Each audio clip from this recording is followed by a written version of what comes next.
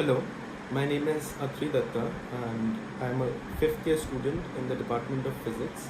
My parent department was electrical engineering and my specialization in the Department of Physics Nanoscience.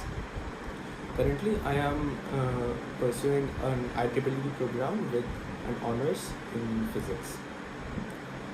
So, I had been in this video, I will talk about basically my reasons for converting to an IEEE program and my takeaways from the program and what I'd like for people who are applying to this program to think about.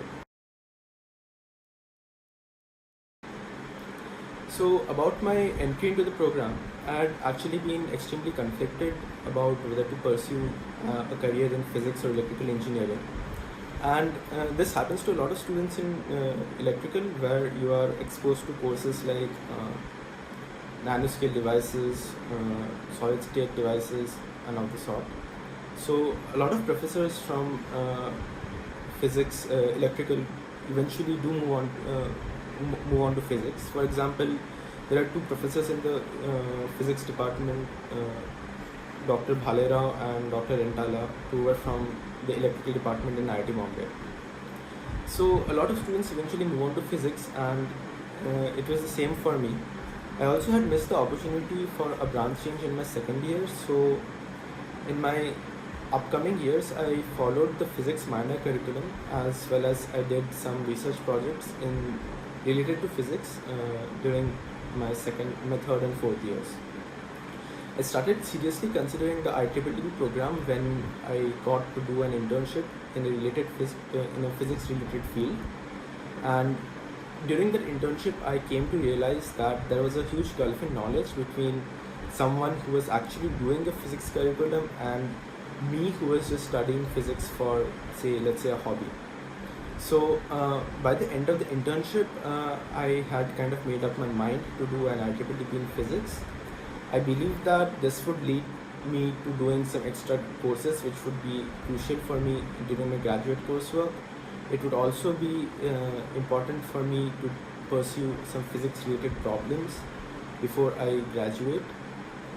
So an extra year in the institute actually made my decision quite easy.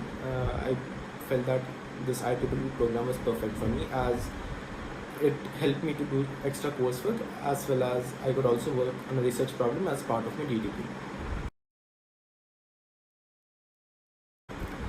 So to carry out research in physics or to have a career in physics, a major requirement is a PhD. Almost all physics related jobs do look for a PhD. And IEEE seemed a natural choice for me because a PhD would enable me to basically,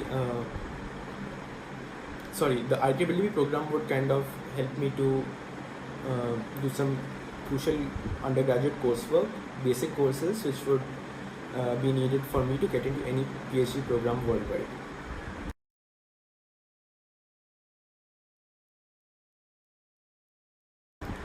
So first of all, I would also like to list the differences between the IEEE program and the dual degree program. So both of them are actually quite different. Your IEEE will naturally tend to be more focused, while a dual degree in physics, let's say, would be a more all-round development. For the time being, an IEEE program would constrain you to a particular research subfield, while a dual degree in physics would naturally allow you to explore a lot more in that area. So it would be highly helpful for any future applicants if they looked at a broader set of research topics for applying. For example, I was interested in spintronic devices, quantum computing, while I was applying to the IEEE program.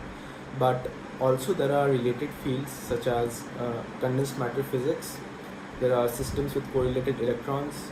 There are a lot of advances being done currently in experimental condensed matter physics, which are very exciting.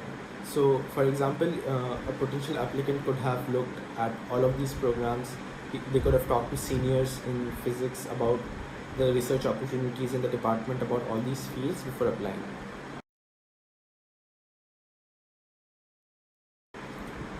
So about the eligibility for the IEEE program, so the easiest way is to pursue a minor in the physics department for me. So I had started doing the physics minor in my second, third and fourth years. So it also helps if you have done any extra graduate coursework in the department. So for example, in my case, the physics minor was actually a compulsory requirement for the IEEE change. The physics department lists it as a compulsory requirement. So I had done the introductory classical mechanics, I had done quantum mechanics 1 from the minor course, and I had also completed thermal and statistical physics. In addition, I had also completed courses on quantum information and computing. I had also completed theoretical condensed matter physics before applying. So I would say that the main help that I got from IEEE is because I had already made up my mind to pursue higher studies in physics, and I had realized that I lacked some basic knowledge in my preferred field of study. I felt that an extra year allowed me to complete a lot of basic coursework and also helped me to participate in a very current research problem as a part of my DTP.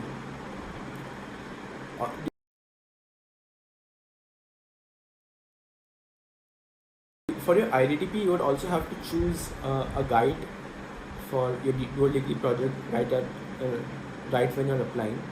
So choosing a guide can be slightly tricky. So for me, I already had a good problem to work on at the end of my fourth year.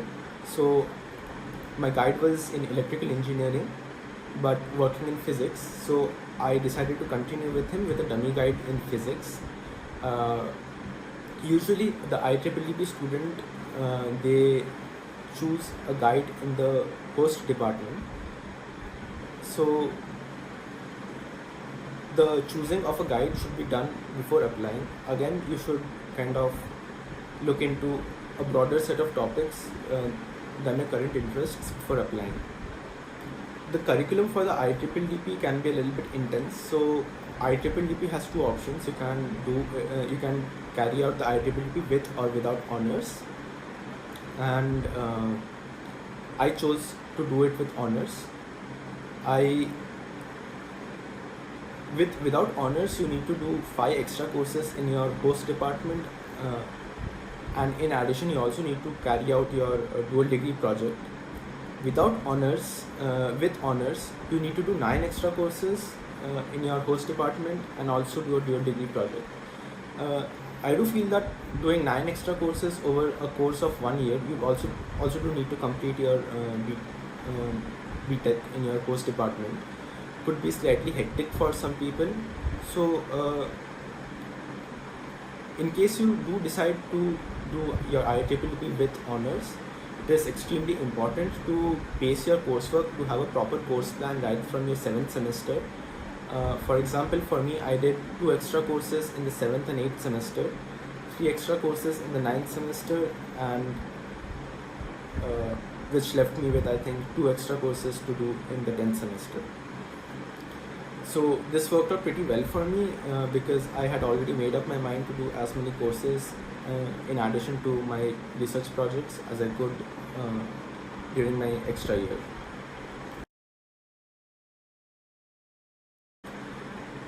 I would like to end by saying that if you do decide to go for higher studies abroad, or if you do want to get a job in a field which is kind of not related to your original field, they obviously look for students who have had at least some basic courses or who have had a prior degree in the field of study. While graduating, I would be graduating with MTech in physics, which would be extremely beneficial for me while looking for higher study opportunities. So in addition, if you do want to pursue a PhD in Europe, it is necessary to have a master's degree before applying. So I do feel that spending an extra year doing more coursework as well as working on a research project, in addition to getting your master's too, is certainly a good choice. So the curriculum in IITP is also extremely rigorous and intensive. So you wouldn't be wasting a year if you convert to IITP in any case. The cons would be that most of your BTech friends would obviously graduate, so you might feel the lack of a proper peer group. But of course, you can make friends in the dual degree program of whichever branch you intend to convert to. So yeah, so that's all, I guess, from my side for the IITP program. I hope that this video helped you in making good decision. Thank you.